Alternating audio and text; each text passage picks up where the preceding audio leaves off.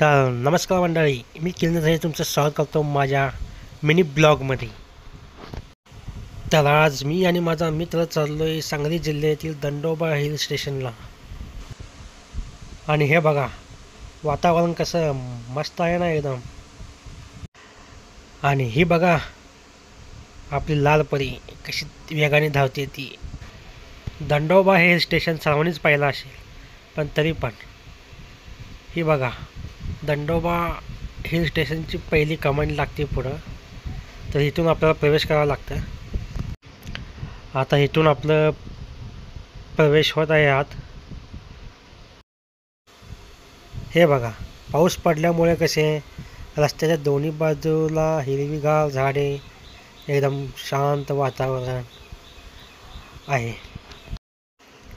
आणि ते बघा, ते तळ दिसते का, पावसामुळे त्याचं पाणी वाढले.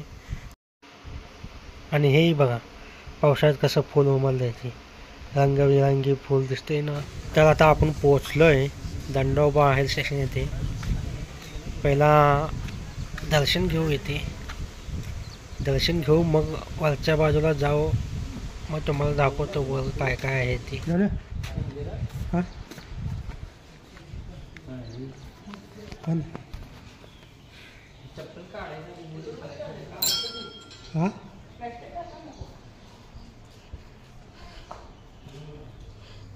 दर्शन घ्यायच्या अगोदर डाव्या बाजूला एक गणपतीचं मंदिर आहे, त्याचं पहिलं आपण दर्शन घेऊ आणि मग आतल्या बाजूला जाऊ.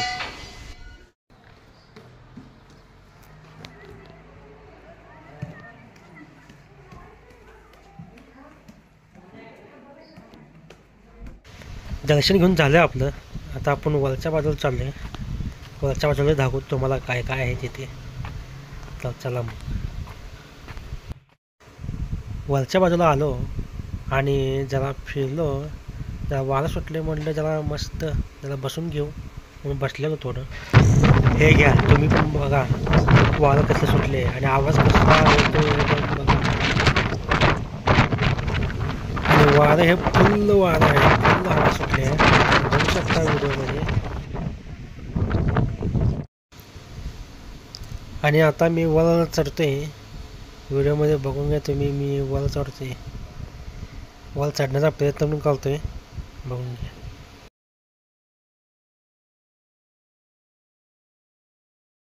आता वर आलोय मी. वर पण बघून घ्या, वारं मस्त सुटले आणि एकदम वारं एवढं सुटले की काय सांगू नका. आणि आणि तुम्हाला इथून व्ह्यू पण दाखवतो, वरून व्ह्यू कसा दिसतो. एकदम एकदम चांगला आणि एकदम क्लिअर व्ह्यू दिसतो वरून, ते पण दाखवतो तुम्हाला. आणि हे तर काहीच नाही, आपण आता एकदम टोकावर चाललो. टोकावर याचा झेंडा लावला आहे मोठा. आलो आपण टोकावर, एकदम टोकावर जातो. नुसता व्ह्यू बघा, व्ह्यू एकदम कसा दिसतो व्ह्यू वरून. एकदम टोकावर चढलोय, तिथून तुम्हाला दाखवतोय व्ह्यू. व्ह्यू बघा भारी दिसतो, एक नंबर. वरून जाताना डाव्या बाजूला एक वाट दिसली, म्हणून बघूया म्हटलं जाऊन खाली काय आहे काय नाही. थोडा वेळ गेलो पण तिथं काय नव्हतंच, नुसताच वाट होती. ती ट्रेकिंगसाठी वाट होती बहुतेक. त्या पुढे थोडीफार ट्रेकिंग केलो आम्ही आणि परत तिथून आलो रिवर्स. जरा पुढं आल्यावर हे केदारलिंग मंदिर म्हणून असं लिहिलेलं होतं. तर विचार करत चला इथं आलो आहे, तर इथं खाली जाऊन पण बघू कसं आहे मंदिर, कसं आहे काय.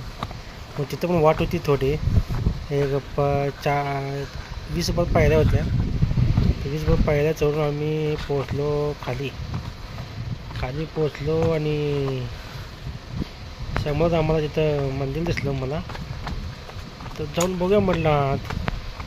तेच केदारलिंग मंदिर होतं.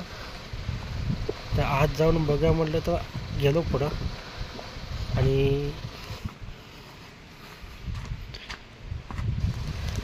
आलो इथं. वर बघितलं तर केदारलिंग मंदिर हेच होतं. तर म्हणे त्याला चप्पल काढ्या, चप्पल काढलो आणि जाया म्हटलं आत. जरा आत जाया म्हटलो, जरा जरा अंधार होता आत. आत काय उजेड नव्हतंच असं.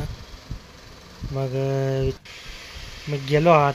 इथं मोबाईलमध्ये दिसतंय तेवढं, पण आत गेलं काय दिसत नव्हतं. मोबाईलमधून थोडं फार तर दिसतंय उजेड. आत अंदाज होता पूर्ण.